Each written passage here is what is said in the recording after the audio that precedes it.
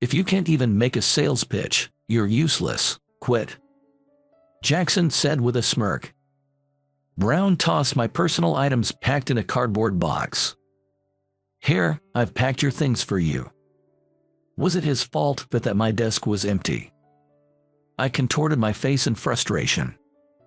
At the party, Jackson approached me with a servile grin. Hey, long time no see. I've heard about your achievements at Day Corporation. I never imagined you'd be working at such a prestigious company. His compliment was tinged with envy. Thanks, but I'll be going now. It was Brown next to me who held my arm. Manager Jackson says he's willing to hire you back at our company. Let's get along like the old days. We never got along. I looked at them coldly and said, You were the ones who said, if you can't even make a sales pitch, you're useless.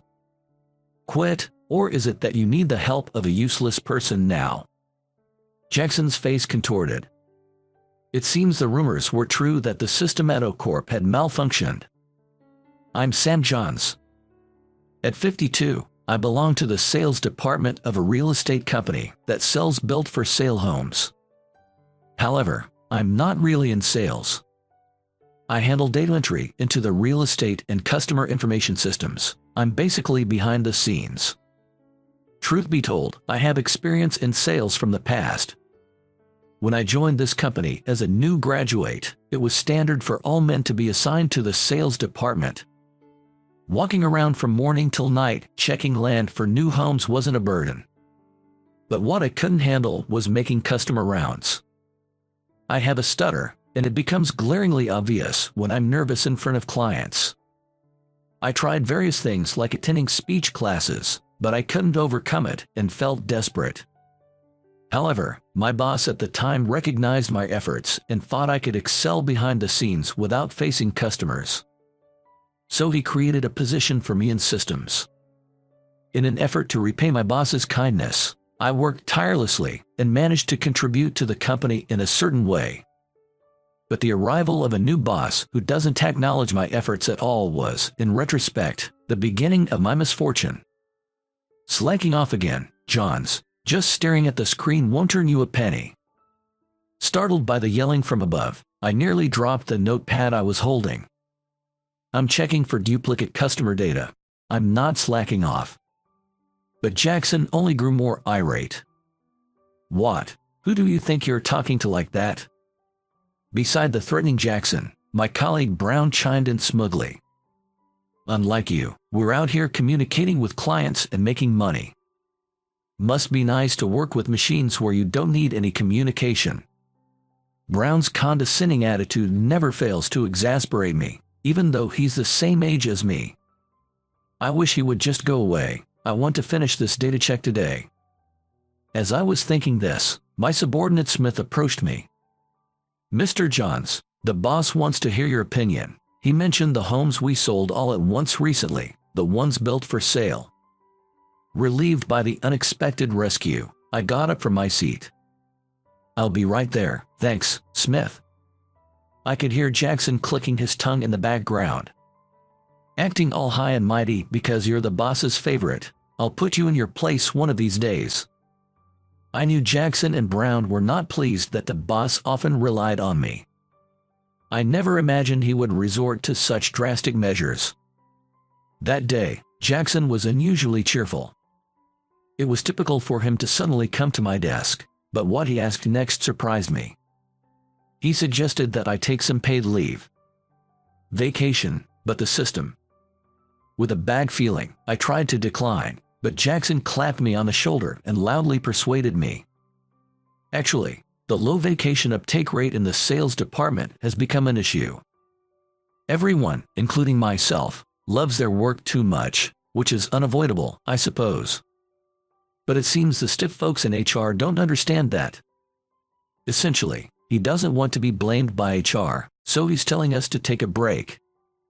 Knowing that the low vacation uptake rate in the sales department is due to Jackson's own work over rest policy, I was disgusted, yet he sincerely believes his subordinates love their jobs. Though I do have accrued leave and could take it, I was reluctant to act according to Jackson's wishes. Just as I was about to firmly decline, the ever-obsequious Brown cut in. If you, as a supervisor, don't take leave, it makes it hard for your subordinates to take theirs, doesn't it? Glancing at Smith, who was working at his desk, Brown spoke. Since Smith has been under me, he too has been working without much break. Perhaps sensing my change of heart, Brown added with a sly grin. Yeah, the president and the executives are currently overseas on inspection, so they won't be suddenly asking for your opinion like usual. They won't be back until the end of the month, so now's the perfect time to use up some paid leave. I've often been suddenly called upon by the president to prepare data and documents for meetings. I'm the only one who can handle such tasks, but with the executives away, I shouldn't be getting any rush jobs. I figured it would be fine to leave the regular work to Smith. With that thought, I decided to take a week off as Jackson and the others suggested. What kind of mess is this, and how are you going to take responsibility for it? That was the scolding from Jackson that greeted me when I returned from my vacation. Though he was yelling, his mouth was relaxed, and he seemed oddly pleased. Confused and rooted to the spot, Smith hurried over to me. You are finally back. I tried calling you so many times but couldn't get through, and I didn't know what to do. I wondered what he meant by not being able to get through. It was Brown who kindly explained the situation to me, seemingly understanding. This system went down because of a virus in the data you managed. What was the point of always being glued to your computer? You weren't just pretending to work and slacking off, right? The system went down. I turned pale as Smith quietly explained the details. Apparently, 2 days ago, the system suddenly stopped, and we could no longer access the blueprints or the detailed schedules for the construction of the homes currently being built. Due to the chaos, the sales department had to reschedule client visits and push back deadlines just to cope. Smith, realizing he was out of his depth, tried to contact me first, but for some reason, neither calls nor emails got through. That's ridiculous. I had my phone with me during the vacation, but it never rang once, nor did I receive any emails. Amidst my confusion, Jackson yelled at me. We finally got a contractor to sort the system out, but hey, Johns, how are you going to take responsibility for this? Brown, grinning slyly, looked meaningfully at Smith. The crime of halting operations is serious. Well, if you won't take responsibility, maybe he will have to. At this point, I realized they had set me up. The sudden vacation, the system getting a virus while I was away, it must have been their doing. That Smith couldn't reach me was probably because Brown had interfered. I only have a company-issued cell phone. Since I don't make external visits, I always leave it plugged into the charger at my desk. It would be easy to tamper with my phone when I'm not looking, to block all calls and messages from the company or Smith. But I also realized that if I resisted, they would make Smith the scapegoat. Smith, like I used to be, is not good with words, but I chose him as a subordinate because he's skilled in data analysis. I only did what my old boss did for me, but Smith deeply appreciates it. I'm sure he would even quit the company for me if necessary. It irks me to play into Jackson's hands, but I must protect Smith at all costs. I clenched my teeth and glared at Jackson. Am I that much of an eyesore to you? I'm a member of the sales team, too. But the response I got from Jackson was harsh. If you can't make a sales pitch, you're useless. Quit. Jackson smirked. It seems he wants to fire me while the president and executives are away. Brown threw my personal belongings packed in a cardboard box. Here, I've packed up your stuff. Was he the reason my desk was empty? His efficiency was astounding. I twisted my face in frustration. Smith, looking shocked, raised a protest to Brown. Brown, what are you doing? Without Johns, this system might not even function properly. But neither Jackson nor Brown took Smith's words seriously. Wow, you are standing up for your boss. That's quite the spirit, but in a company, Someone has to take responsibility for mistakes. I held back Smith as he was about to retaliate and shook my head. It's okay, Smith, they just don't like me, that's all. But Mr. Johns. Smith looked forlorn, but there was nothing more I could do. I slumped my shoulders and left the office carrying a cardboard box. My resignation was accepted immediately. Without a job lined up, I decided to travel for refreshing. Thinking that a dip in a hot spring might clear my head, I ended up having an unexpected encounter. Isn't that Mr. Johns? What a coincidence. It was White, the president of a former client, an interior design firm. President White, this is a surprise, to meet you here of all places. In her yukata at the inn, White looked even more beautiful than usual. White, winking playfully with one eye, confided in me.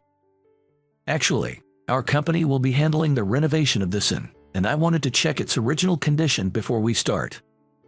That explained why she was staying here. As a former member of the sales team, I used to attend meetings with Day Corporation. Her company's interior design plans are always innovative yet carry a hint of nostalgia, no doubt due to experiences like these. I genuinely admired that and expressed it openly. You're amazing, President. That must be why your company is doing so well. However, my praise seemed to cloud her expression. I worried I had said something wrong and panicked, but White just gave a wry smile and invited me to dinner. Mr. Johns, would you mind discussing something over dinner? At the restaurant. White shared her concern that there might be a discrepancy between the interior designs her company proposes and what the clients actually prefer. We show the clients several plans, and they choose the one they like best, but somehow their satisfaction isn't very high afterwards. A hunch came to me, and I asked White. You do gather the client's requests before presenting the plans, right? White nodded emphatically. Of course, we gather responses from a preliminary survey and use them to develop the plans, White explained. That approach is likely the cause, I suggested. White looked surprised and asked, What do you mean? I smiled at White reassuringly. Actually, the company I used to work for encountered a similar problem. Though she seemed caught off guard by my reference to my former company, I continued. Buying a home is a lifetime decision. And the company wants the customers to be satisfied, so they ask all these detailed preferences beforehand. That makes sense, White nodded deeply. I nodded back and added. However, even if we tried to sell homes that matched the client's wishes, we often face cancellations at the last minute. Cancellations are tough situations for sellers in any industry. All the money and effort spent on marketing would be wasted. I was determined to reduce the cancellation rate and finally figured out why the cancellations were happening. Really, that's impressive. It seems White understands the difficulty of reducing cancellation rates. I cleared my throat before explaining to her. Before buying a spec home, customers always have a current residence, whether it's a rental or their family home. I focused on their original living environment. People usually don't want to stray too far from their familiar surroundings. Those who lived in areas with lots of nature tend to want to live near parks with trees. And those from hot regions may dream of snow but wouldn't choose to live in it. Essentially, what most people want is a slightly better version of their current environment without changing too much. I see. So, it's like enjoying staying in a suite on vacation, but hard to imagine living in one, right? Her quick understanding is indeed a sign of her intelligence. I nodded and continued. Exactly. A common reason customers gave for last-minute cancellations was that they couldn't envision living there. Realizing that their current apartments or houses were the basis for this image, I researched clients' living environments in detail. I extracted common factors and matched them to spec homes that fit these criteria, although doing this manually took a lot of time. So, I decided to create an algorithm that could find a perfect spec home for customers in one go. I never thought the skills in data processing and statistics I acquired in college would come in handy in this way. By integrating this algorithm into the existing system, the closing rate for our spec homes significantly increased. Previously, if we managed to sell 100 spec homes a year for $500,000 each, we were happy, but now, we sell over 1,000 homes a year, thanks to the algorithm. The president, ecstatic with the success, has ordered me to patent it. It's an algorithm generating over $500 million in sales annually, so it's natural to want to protect it. After I finished explaining, White's eyes welled up with admiration. That's incredible. The sudden boost in OCorp's performance was thanks to your patent, Mr. Johns. I just chuckled in response. Then White frowned. I actually thought it was due to some brilliant salespeople. I've been looking to poach someone like that. Poaching? I asked, tilting my head. One of our issues has been the lack of skilled salespeople. But it wasn't about sales skills but your contribution. White explained. Flattered by the praise, I scratched my head sheepishly. White laughed, but her expression soon turned serious. You mentioned earlier about your former company. After doing so much, even securing a patent, what happened? Moved by her genuine concern, I felt compelled to tell her everything. I recounted how I had been forced out by Jackson and Brown's schemes, and White listened in shock. Unbelievable. Could the system failure have been orchestrated by those two? And yet, why did you have to resign, Mr. Johns? I had to resign because it looked like my subordinates were going to be blamed. Besides, any evidence of the system's failure has probably already been destroyed. There was nothing I could do. I explained. However, after listening, White suddenly grasped my hand. President, what's wrong? I asked, startled. With a determined look, White declared. If OCorp says they don't need you, then I want you. Would you consider joining my company? Taken aback by such a straightforward offer, I was at a loss. Convinced by her earnestness, I agreed to join White's company. Once I joined Day Corporation, prompted by White, I immediately started solving problems. However, I didn't use the patented algorithm since I had transferred those rights to OCorp. And using it would jeopardize both myself and Day Corp. But there was no problem in using the underlying idea of the algorithm. I listened to all the employees and thoroughly checked the customer data to identify common factors again. It turned out to be about color. When changing interiors, the key reference point for customers seemed to be the colors of the homes or apartments they grew up in or were accustomed to. After my discovery, I proposed to White at Day Corporation to experiment by integrating the colors from customers' previous homes into our interior plans. My suggestion was taken to a meeting and unanimously adopted. Apparently, White had been enthusiastically sharing the success of my $500 million patent achievement throughout the company.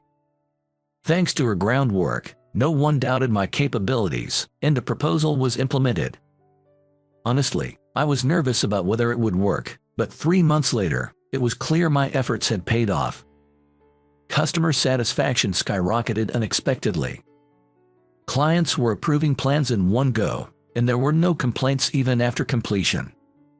The company was in a celebratory mood.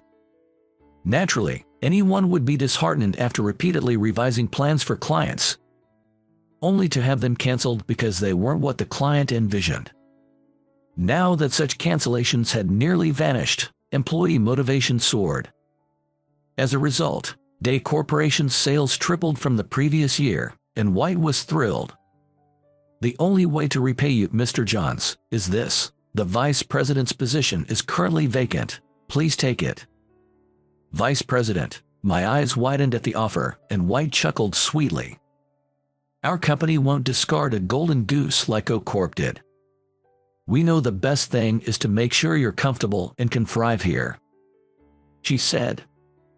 Being called a golden goose might be a bit much, but being kept by such a beautiful president isn't too bad. I must have been playing right into her hands thinking this way. Thus, I became the vice president and committed to helping White and the company's growth. Meanwhile, my former company, Oak Corp, was facing turmoil. Since I have become vice president, I often attended industry parties with White. Or rather, she would drag me out to every gathering. As a part of Day Corporation, everyone needs to recognize you. We can't let other companies poach the man who created a $500 million idea, nor can we let other women flirt with you. White said with a meaningful chuckle. Don't worry, I'll be right by your side. Just enjoy the party like you're on a big, safe ship. She reassured me. Being close to such a beautiful woman might raise my blood pressure, but it was a direct order from the president, so I couldn't refuse. Thus, I found myself attending parties and industry meetings almost every week. I wasn't great at sales pitches, but I wasn't too shy to make small talk either. As I became accustomed to the party scene, I started making acquaintances and enjoying conversations. That day, after parting ways with White, I was exchanging opinions on recent industry trends with a client's executive. Thinking of grabbing a snack, I headed toward the buffet, but a familiar voice from behind made me turn around. It was none other than Jackson, my former boss, who had approached me at the party. Jackson, once so arrogant, now sported a servile grin. Hey, long time no see. I've heard about your success at Day Corporation. I never imagined you'd work for such a prestigious company. His compliment was tainted with envy. Knowing Jackson's penchant for women, he was probably irked to see me standing next to the stylish White. But I was fed up with his petty jealousy. Thanks, but I'll be going now. It was Brown next to me, who grabbed my arm. Ignoring my irritation, he forced a twisted smile. Manager Jackson says he's willing to hire you back at our company. Let's get along like we used to. We never got along. I looked at them coldly and said, weren't you the ones who said if you can't even make a sales pitch, you're useless? Quit, or perhaps you need the help of a useless person now. Jackson's face contorted immediately. It seems the rumors of a system failure at Oak Corp were true. Though the rumor had spread, I had already known about it from my former subordinate, Smith, before it became public. Jackson and Brown thought the president favored me because I developed a patent, but that wasn't the case. If it were, the president wouldn't frequently seek my opinion. What really interested him was how I would develop the algorithm further. The algorithm needed to be evolved alongside the system to be meaningful. The original real estate system could handle massive amounts of data and process it all at once. But it still required updates every few months. My role at that company was to fine-tune the algorithm to align with those updates. Unfortunately, Smith couldn't handle those adjustments. Plus, Smith was angry at Jackson and Brown for forcing me out. He would definitely not take on the role of making those adjustments willingly. As a result, discrepancies between the system and the algorithm grew until the system eventually stopped working. Damn, how much do you know? Well, everyone is struggling because the system you worked on isn't functioning. But no one understands the patented technology, not even Smith, who has given up. Jackson said, followed by Brown. So, don't be stubborn and help us fix it a bit. Manager Jackson is having a hard time because he's blamed for letting you go. Brown pleaded. I just sneered at Brown. You wanted me out badly enough to set a trap, right? Well, you got what you wanted. Now deal with it yourselves. Jackson, who was initially acting submissive, suddenly became furious. Don't mess with me, someone who couldn't even handle sales properly. You're just dead weight, just shut up and do as you're told. I snapped back at Jackson's audacity. You're kidding, let me guess. The virus incident was your fault too. Right, you harmed the company just to frame me and force me out, and now you dare ask for my help. That's too much. Still, Jackson didn't back down. As he forcefully tried to drag me away, Brown joined in by pushing me from behind. They were desperate to get me out of the venue. to have a private conversation with just the three of us. If I don't fix the system, I'm going to lose my job. Come on, we've worked together for so long as colleagues. Help me out this one time," pleaded Brown. The only thing Brown ever did as a colleague was holding me back. I'm not kind-hearted enough to help someone who only dragged me down. Just as I was about to shake off the two of them, a scream-like shout came from behind. "What are you doing to our precious vice president? Are you trying to kidnap him or something? Security, do something about these guys." Seeing the security guards rushing over, Jackson and Brown turned pale and quickly let go of me. White stepped in front of me and glared at the two men. A beautiful woman's glare has twice the impact, and even the brazen duo was taken aback. "No, you've got it wrong, President White. It's a misunderstanding. We were just having a chat as old friends," pleaded Jackson. "That's right. I just wanted to talk to Johns outside. It's nothing like a kidnapping," he added. But White raised her voice even more, likely intending for all the guests at the party to hear. "Really now, I know all about you framing Mr. Johns and firing him. What do you want with an employee you've dismissed now? Surely you are not thinking of having him fix your company's system that's rumored to be in trouble. Are you? Mr. Johns is now an important part of our company. Don't lay your dirty hands on him." While saying this, White pulled my arm towards her, intertwining it with hers, drawing the attention of everyone around. The gaze then shifted to Jackson and Brown. The two shrank under the not-so-friendly stares. "It's not like that. We just wanted him to take a look at our company's system. He knows it best, just a quick look, and if he can find a cause, that would be enough." Seeming to sense Jackson's intent to appease White rather than me, Brown too fawned over her. "Yes, exactly. Johns suddenly resigned, and we've been unable to handle the system troubles internally. The handover to Smith didn't go well, and now we're told he can't do anything. Johns is our only hope." But White scoffed dismissively at their pleas. "Suddenly resigned? It sounds like you're saying Mr. Johns quit on his own. But that's not the truth, is it? I know what you two did, driving him out because you envied him." Faced with a glaring beauty, Jackson and Brown turned pale. "Driven out? No, that's not it, Johns. Tell them that's not true." "That's right. You resigned to take responsibility for the mistake, didn't you? Tell President White that." Faced with their pleading looks, I shrugged.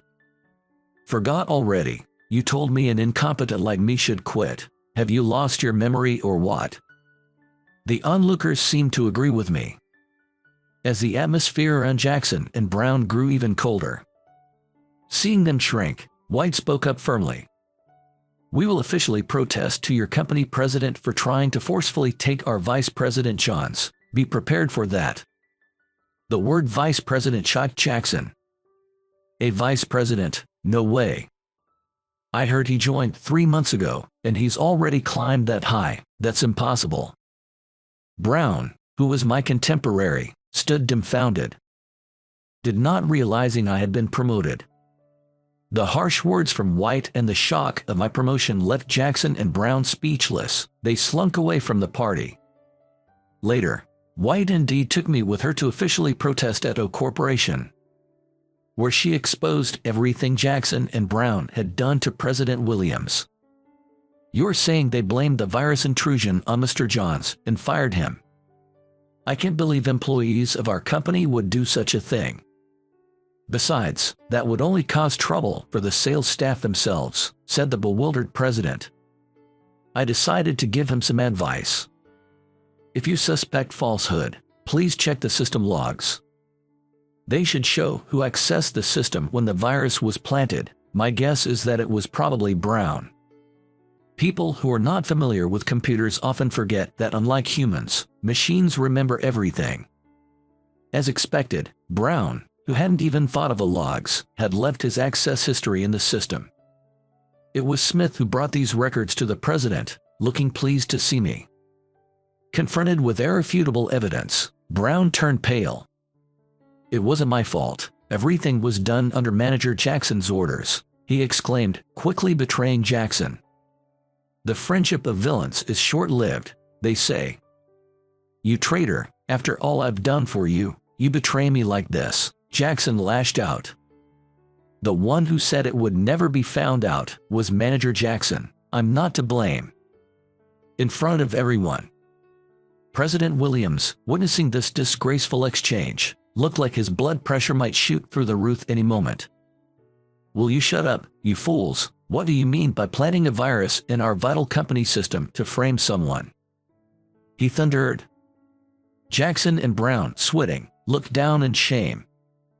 Mr. President, I'm truly sorry you have to deal with such employees. But you must pay for the trouble they caused by falsely accusing Mr. Johns. I said. White, in disbelief, spoke up, causing the two quarreling men to suddenly turn their gaze towards me. Sorry, Johns, my bad. I was just irked that you were recognized by the president even though you're not in sales. I took it out on you. Please forgive me, Jackson said, bowing his head. Seeing this, Brown hurriedly bowed as well, saying, I too felt overshadowed because, despite being your colleague, you obtained a patent and shone so brightly. I'm always out on sales, yet I've never advanced, so I envied you. Please, forgive me. However, I was not swayed by their apologies. It was clear they thought they could smooth things over and escape the consequences. The decision on your punishment is up to the president, but it will affect our company's dealings with Day Corporation, depending on what you decide. I prompted President Williams, who after glaring at the two, stated firmly, keeping such people in the company would only lead to more victims like Johns. I cannot allow that to happen. Both of you are fired as of today. As Jackson and Brown collapsed in silence, I left the old company with White, feeling lighter. Afterwards, Jackson and Brown were not only fired but also faced legal action. This was because intentionally infecting the system with a virus was deemed sabotage. Smith finding a USB with the virus still on it at Brown's desk might have sealed their fate. Smith sneered, they didn't even disposing of the evidence. What fools! Despite repeated offers from Williams to return, I chose to decline. At my old company, besides Jackson and Brown, there were many who frowned upon me just sitting in front of a computer all day.